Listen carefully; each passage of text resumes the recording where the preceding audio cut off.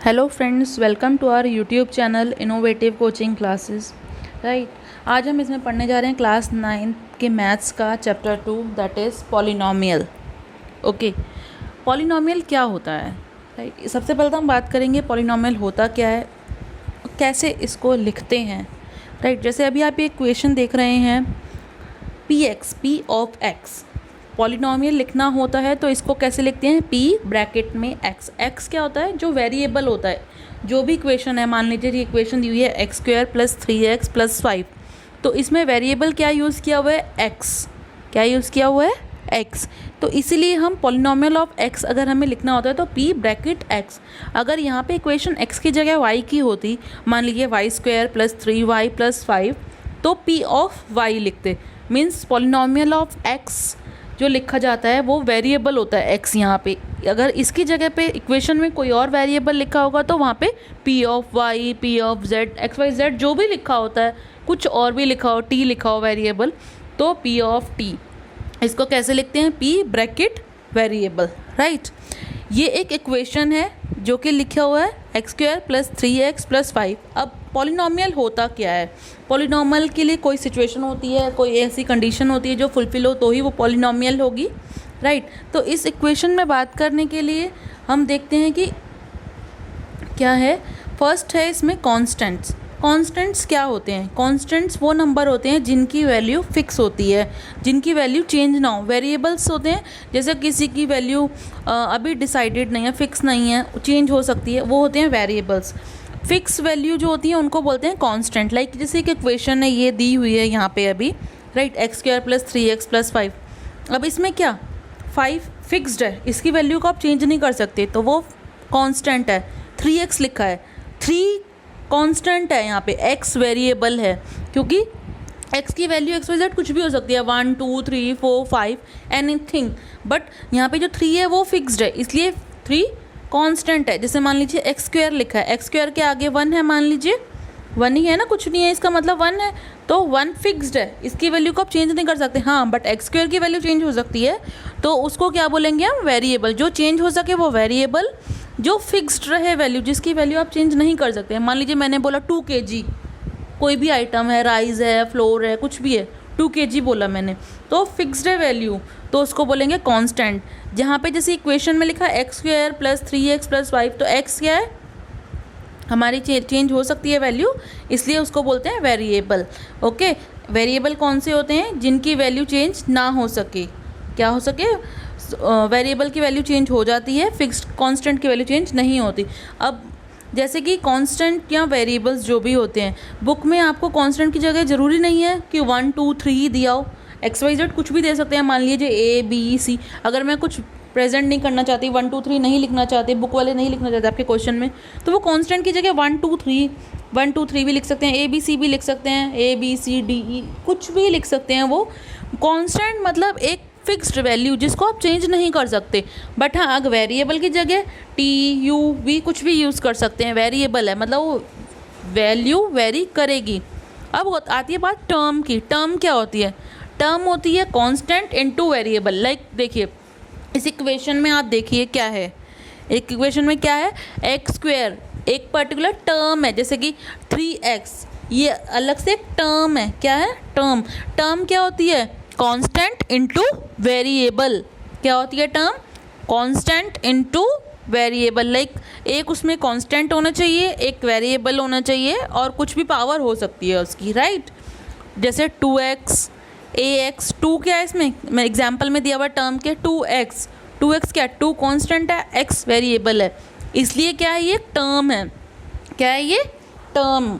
Okay, next हम बात करते हैं कंडीशंस ऑफ पॉलिनोमियल। क्या कंडीशन होती है अगर वो पॉलिनोमियल है? मैं आपको जैसे ही कहा कि एक पॉलिनोमियल है p ऑफ x इज मतलब x² + 3x + 5, ये एक पॉलिनोमियल है। कैसे है पॉलिनोमियल? पॉलिनोमियल क्यों कह रही हूँ मैं इसको? इसकी कंडीशन है जो ये फुलफिल कर रहा है, इसलिए ये पॉलिनोमियल है। लाइक जो पॉलिनोमियल होता है जिससे x² है, क्या पावर है? 2 है, 3x है, वेरिएबल की पावर क्या है? 1 हो सकता है, x में 3x में वेरिएबल की पावर 1 है। तो इसमें कंडीशन होती है कि पावर जो होनी चाहिए वो नेगेटिव नहीं होनी चाहिए। किसकी? वेरिएबल की पावर नेगेटिव नहीं होनी चाहिए। पावर जो होनी चाहिए वो फ्रैक्शन में नहीं होनी चाहिए, या फिर कोई भी इरेशनल नंबर नहीं होना चाहिए। पावर हमेशा होल नंबर होना चाहिए, जो कि हमने नंबर सिस्टम में पढ़ा था। आपको मैं डिस्क्रिप्शन बॉक्स में लिंक दे दूंगी। नंबर सिस्टम में होल नंबर्स क्या होते हैं या बाकी नंबर्स क्या होते हैं आप चेक कर सकते हैं, राइट। होल नंबर्स वो नंबर्स होते हैं जो कि पॉजिटिव इंटीजर होते हैं, इंक्लूडिंग ज़ीरो, जो ज़ीरो से स्टार्ट हो, 0 1 2 3, मीन्स एक कंटिन्यू काउंटिंग की सीरीज़ हो। वो जो नॉर्मल नंबर्स होते हैं जो काउंटिंग में हम यूज़ करते हैं सीरीज़ में, 1 2 3 4 5 अप टू n, कितने भी हो सकते हैं, इन्फिनिटी तक हो सकते हैं। तो पावर इसी फॉर्म में होनी चाहिए, ना कि फ्रैक्शन में, नेगेटिव, इरेशनल कुछ भी नहीं होनी चाहिए। अब जैसे मैंने इक्वेशन लिखी है 2x² प्लस 3√x, ये पॉलिनोमियल नहीं है। क्यों नहीं है? आप देखिए, अगर सिर्फ हम 2x² को देख रहे हैं तो उसकी पावर तो x की 2 है, मतलब ये होनी चाहिए नहीं। बट आप आगे टर्म में देखिए, नेक्स्ट टर्म में 3√x, √x का मतलब क्या है? पावर जो है वो 1/2 हो गई x की। और अभी अभी मैंने कहा power should not be in the fraction, negative और इरेशनल। तो √x मतलब x की पावर 1/2, तो जो कि पॉलिनोमियल इक्वेशन को सेटिस्फाई नहीं करती, इसलिए ये एक पॉलिनोमियल इक्वेशन नहीं है। आपके बुक में ये क्वेश्चन होंगे, आप ये check whether it is a polynomial equation और नॉट। तो आपको देखना है, क्या देखना है? पावर नेगेटिव, फ्रैक्शन और इरेशनल नहीं होनी चाहिए। अगर ये है तो पॉलिनोमियल नहीं है, अगर ये नहीं है, नॉर्मल होल नंबर है पावर्स, तो ही वो पॉलिनोमियल को सेटिस्फाइड करती है, राइट। नेक्स्ट है degree and coefficient of polynomial. ये आपके बुक में क्वेश्चन होगा फर्स्ट एक्सरसाइज में, राइट। 2.1 एक्सरसाइज जब आप करेंगे तो उसमें देखेंगे डिग्री एंड पावर। मैंने सेम इक्वेशन ली है पॉलिनोमियल की, x² plus 3x plus 5, right. ये एक इक्वेशन है, इसमें आपको बताना है डिग्री क्या है पॉलिनोमियल की। देखो डिग्री क्या होती है? डिग्री होती है हाईएस्ट पावर। क्या होती है? Highest power. आप इस इक्वेशन में देखो, x की पावर सबसे पहले 2 है, फिर 3x की पावर 1 है, तो पावर इसमें क्या है? 1 है और 2 है, और हाईएस्ट पावर कौन सी हुई? 2। तो डिग्री क्या है इस पॉलिनोमियल की? 2। क्या है? 2। Degree of polynomial is the highest power of variable, और इस इक्वेशन में हाईएस्ट पावर 2 है। अगर मान लीजिए इक्वेशन होती x³ plus 3x² plus 3x plus 5, तो उसमें अगर हाईएस्ट पावर 3 होती तो डिग्री क्या होती पॉलिनोमियल की? 3। मीन्स जो भी हमें इक्वेशन दी हुई है उसमें जो हाईएस्ट पावर है वही क्या होगी? डिग्री होगी उसकी, ओके। अब नेक्स्ट है कोफिशिएंट। कोफिशिएंट क्या होता है? Coefficient is the number that is always with the variable. अब यहाँ पे देखो, मैंने आपसे अगर पूछा, किसी में भी कुछ ने पूछा कि x² का कोफिशिएंट क्या है, तो वो है 1। अगर आपसे मैंने इस इक्वेशन में x का कोफिशिएंट पूछा तो वो क्या है? 3। तो मतलब जो भी वेरिएबल के साथ नंबर है वही उसका कोएफिशिएंट है। क्या है? कोएफिशिएंट है। नेक्स्ट, अब हम देखते हैं क्लासिफिकेशन ऑफ पॉलिनोमियल। हम पॉलिनोमियल को किस बेस पे क्लासिफाइड कर सकते हैं, कितने टाइप के पॉलिनोमियल्स होते हैं, हम इसको कैसे डिफ्रेंशिएट करेंगे। सबसे पहले तो क्या है? On the basis of degree. अभी मैंने पढ़ाया डिग्री क्या होती है? Highest power of the polynomial is the degree. इसके बेस पे हम क्लासिफाइड कर सकते हैं पॉलिनोमियल को। और on the basis of term, अभी मैंने बताया था टर्म क्या होती है, अभी हमने यहाँ पे देखा था ना टर्म क्या होती है। टर्म क्या होती है? Constant into variable. टर्म क्या होती है? Constant into variable. तो हम पॉलिनोमियल को 2 पार्ट में डिवाइड कर सकते हैं, 2 क्लासिफाइड कर सकते हैं। किस बेस पे?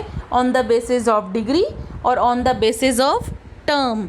अब हम बात करेंगे on the basis of degree, किस तरफ पर डिवाइड कर सकते हैं। On the basis of degree, मान लीजिए किसी भी कांस्टेंट, किसी भी टर्म या इक्वेशन की हाईएस्ट पावर या डिग्री कह सकते हो 0 हो, तो वो होता है कांस्टेंट। क्या होता है? कांस्टेंट। अब यहाँ देखिए आप, 3x की पावर 0 है, डिग्री यानी कि इसकी 0 है। अब x की पावर 0 का मतलब क्या है? 1 उसकी वैल्यू है। 3 × 1 क्या होगा? 3। सिंपल, उसकी वैल्यू का आंसर क्या आएगा? 3। 3x की पावर 0 क्या होती है? अगर किसी भी नंबर की पावर 0 हो तो उसकी वैल्यू क्या हो गई? 1। क्या हो गई? 1। तो 3 × 1 3, ये कांस्टेंट बन गया। अब अगर हम बात करें डिग्री की, डिग्री अगर 1 हो, 3 जैसे एग्जांपल दिया मैंने 3x + 4, इसकी डिग्री क्या है? 1 है x की, हाईएस्ट पावर 1 है ना, तो इसको हम क्या बोलते हैं? Linear polynomial. क्या बोलते हैं? Linear polynomial. अब हम देखते हैं डिग्री 2 हो, क्या हो, अगर डिग्री 2 मतलब पॉलिनोमियल इक्वेशन की हाईएस्ट पावर अगर 2 हो तो उसको क्या बोलते हैं, क्वाड्रेटिक। कौन सी पॉलिनोमियल होती है वो, क्वाड्रेटिक। अब अगर हम नेक्स्ट बात करें डिग्री 3 हो, मतलब डिग्री क्या हो, हाईएस्ट पावर पॉलिनोमियल की 3 हो, तो वो होती है क्यूबिक पॉलिनोमियल। क्या होती है, क्यूबिक पॉलिनोमियल। जैसे आपको मैंने दिया 5x की पावर 3 + 5। अब इसमें हाईएस्ट पावर क्या है, हाईएस्ट पावर क्या है वेरिएबल की, 3, तो क्या हो गया वो, क्यूबिक। अब आप इसमें एक चीज़ नोट कीजिए, जैसे अगर मैंने लीनियर का एग्जांपल लिया 3x + 5, राइट। अगर मैं कहूँ कि यहाँ पे x की जो वैल्यू है वो 0 है, एग्जाम्पल x की वैल्यू 0 है, तो क्या हो जाएगा, ये आंसर क्या आएगा, 3 × 0 + 4, यानी कि वैल्यू आंसर आया हमारा 4, आया ना 4। तो x की डिग्री तो 0 खत्म हो गई, कांस्टेंट बन गया वो, तो ये ऑटोमेटिकली अपने ऊपर में शिफ्ट हो जाएगा। मीन्स जो भी हम चेक करें, जिसकी भी डिग्री हम चेक कर रहे हैं, मान लीजिए लीनियर है तो x की पावर जो 1 है उसके साथ में जो कांस्टेंट है वो 0 नहीं होना चाहिए। जैसे मान लीजिए x क्वाड्रेटिक में देखते हैं 2 डिग्री वाले में x² + 5x + 2 है। यहाँ पे अगर 5x है, जैसे x का कोफिशिएंट जो है यहाँ पे 0 हो गया, 5 मतलब 5 की जगह 0 है, इस इक्वेशन में क्वाड्रेटिक में 0 है, 0 × x, यहाँ तो क्या हो गया, 0 हो गया, कोई फ़र्क नहीं पड़ रहा उससे, क्योंकि x² जो है ना, x² का कोफिशिएंट 0 नहीं होना चाहिए इन केस, क्योंकि अगर वो 0 हो गया तो अपने ऊपर से शिफ्ट हो जाएगा, हो सकता है उससे ऊपर शिफ्ट हो जाए, राइट। तो जिस जैसे डिग्री 2 है तो उसका कोफिशिएंट 0 नहीं होना चाहिए, किसी भी कंडीशन में नहीं होना चाहिए। लाइक इसमें क्या, x² + 5x + 2, राइट। अगर मान लीजिए मैंने x के आगे कोफिशिएंट क्या, x के आगे जो नंबर होता है, मान लीजिए मैंने 0 लगा दिया, तो 0 हो गया, 5x + 2 इक्वेशन बचेगी, तो वो तो लीनियर बन गई ना, क्योंकि उसकी डिग्री 1 हो गई, right. Next, on the basis of term, term के बेसिस पे कैसे हम पॉलिनोमियल को क्लासीफाई करते हैं। अगर देखिए एक टर्म में होता है, एक टर्म मतलब कि जैसे कि ये कांस्टेंट हो, कोई भी कांस्टेंट होता है, जैसे मान लीजिए 5 है, 5 एक कांस्टेंट है, ठीक है, तो क्या होगा, क्या होगा, ऑन द टर्म ऑफ, एक टर्म बन गई ना वो मोनोमियल, वो कौन सी होगी, पॉलिनोमियल मोनोमियल। अगर 2 टर्म में है, कौन सा है, 2 टर्म में, 2 टर्म मतलब देखो 3x + 4, ये भी 2 टर्म है ना, एक लीनियर इक्वेशन जो 2 टर्म है या नहीं है, राइट। देखो एक टर्म 3x है और सेकंड टर्म 4 है, तो क्या है ये, बायनोमियल। अगर 3 टर्म में है तो ट्राइनोमियल, एंड सो ऑन, मतलब किसी भी हो सकते हैं, आगे और भी कंटिन्यू हो सकते हैं। तो ये होता है classification on the basis of term. अभी हमने दो पढ़े, कौन से classification, classification of polynomial on the basis of degree और on the basis of term, right. अब हम पढ़ते हैं zero and roots of the polynomial. क्या होते हैं zero and roots of the polynomial, क्या होते हैं। एक मैंने आपको पॉलिनोमियल दिया, मैंने अभी बहुत सिंपल सा लिया ताकि मैं आपको समझा सकूं। जैसे मान लीजिए x + 5 एक पॉलिनोमियल दी हुई है, ये एक लीनियर इक्वेशन है। क्यों है लीनियर इक्वेशन, अभी मैंने पढ़ाया आपको, जिसमें डिग्री 1 होती है, डिग्री 1 होती है, x की पावर 1 है ये, तो वो लीनियर होती है। तो ये मैंने भी मान लीजिए x की पावर 1 है, x + 5 लिया आपका पॉलिनोमियल। अब मैं ऐसा कौन सा नंबर x की जगह लूँ कि जो मेरा आंसर है पॉलिनोमियल ऑफ x आए वो 0 आ जाए, पॉलिनोमियल की जो वैल्यू है वो 0 आ जाए। मैं x की जगह ऐसा कौन सा नंबर लेती हूँ, यहाँ पे तो आपको देखो सीधा सीधा पता चल रहा है +5 है, अगर मैं इसे -5 कर देती हूँ 0 हो जाएगा आंसर हमारा, ठीक है। मैंने x की वैल्यू क्या ली, -5 ले ली, राइट। ये तो एक सिंपल सा था, मुझे पता था ये डालूंगी तो 0 हो जाएगा। अब मान लीजिए इक्वेशन आपको क्वाड्रेटिक आ जाती है, क्यूबिक आ जाती है, लाइक ऐसी, मान लीजिए आपको क्वाड्रेटिक x² + 5x + 2 दे दें, क्यूबिक दे दें 5x³ + 5, राइट। तो क्या होता है इसका मतलब इतनी बढ़िया सकती है। अब इसको आप देख के नहीं बता सकते ना कि क्या होगा आपका आंसर, क्या आप उसमें पुट करोगे वो 0 आ जाए। तो हम इसको सॉर्ट आउट कैसे करते हैं, सॉल्व कैसे करते हैं। जो भी हमारी पॉलिनोमियल दी हुई है x + 5 उसको इक्वल कर दो 0 के, हमारे पास x की वैल्यू आ जाएगी, ठीक है, और वो वैल्यू पुट कर दो हमारे पॉलिनोमियल में, तो वही क्या होगी, 0 ऑफ पॉलिनोमियल। 0 ऑफ पॉलिनोमियल को हम रूट्स ऑफ पॉलिनोमियल भी कहते हैं। Okay, thanks for watching this video. Okay, and अगर आपके लिए ये वीडियो हेल्पफुल रही तो please like, share and comment कीजिए, सब्सक्राइब कीजिए। इन केस आपको दूसरी वीडियोस भी चाहिए related to any subject, maths, accounts, economics, आप कमेंट बॉक्स में कमेंट कर दीजिए, आपको वो वीडियो मैं ट्राई करूँगी कि जल्द से जल्द प्रोवाइड कर सकूँ। Okay, thank you.